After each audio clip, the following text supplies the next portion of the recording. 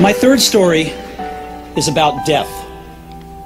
When I was 17, I read a quote that went something like, "If you live each day as if it was your last, someday you'll most certainly be right."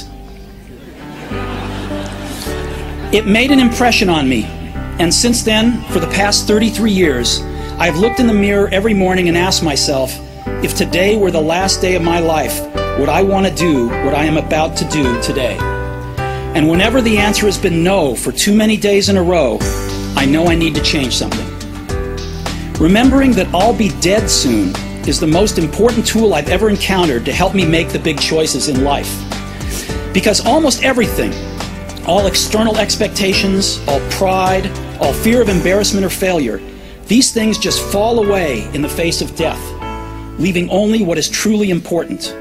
Remembering that you are going to die is the best way I know to avoid the trap of thinking you have something to lose.